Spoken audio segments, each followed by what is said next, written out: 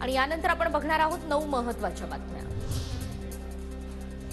विधान परिषद निवडणुकीमध्ये अशोक चव्हाणांनी हंडोरेंचा पराभव घडवून आणला। संजय राऊतांचा गंभीर आरोप। चव्हाणांच्या गटाने हंडोरेंविरोधात मतदान केलं हे आता सिद्ध झाल्याचंही वक्तव्य। अशोक चव्हाण कधी दगाफटका करणारा माणूस नाही, हंडोरेंविरोधात मतदान झाल्याच्या संजय राऊतांच्या आरोपाला चव्हाणांचं उत्तर। दिल्लीतील शेतकरी आंदोलनावरून आदित्य ठाकरे यांची टीका। दिल खोलो और बात करो, प्रत्येक वर्ग नाराज, मग 10 वर्षात केलं काय असाही सवाल। छत्रपती संभाजीनगरमध्ये शिंदे गटाचा खासदार निवडून येणार। चंद्रकांत खैरे उभे राहिल्यास ते 2 लाख मतांच्या फरकाने पडतील, संदीपान भुमरे यांचा दावा।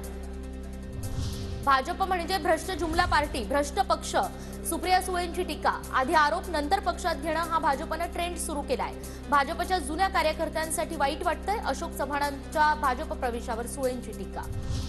आमच्यावर शेतकरी आंदोलनाचे गुन्हे दाखल आहेत, निकाल काहीही लागो आम्ही निवडणूक लढणार, शेतकरी नेते रविकांत तुपकर यांचा निर्धार। लोकसभा निवडणुकीची घोषणा केली म्हणून पोलिसांना हाताशी धरलं जातंय असाही आरोप। अजित पवारांचा उद्या बारामतीमध्ये मेळावा। आगामी लोकसभा निवडणुकीच्या दृष्टीने मेळाव्याचं आयोजन, अजित पवार मार्गदर्शन करणार।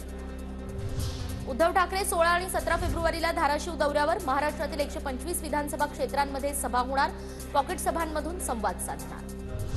सुप्रीम कोर्टाकडून इलेक्ट्रॉल बॉन्ड योजना रद्द, ही योजना असंवैधानिक, बॉन्डला प्रायव्हसी दिली जाऊ शकत नाही, राजकीय पक्षांकडे पैसा कुठून येतो हे जाणून घेण्याचा नागरिकांना अधिकार, कोर्टाचा मोठा निकाल।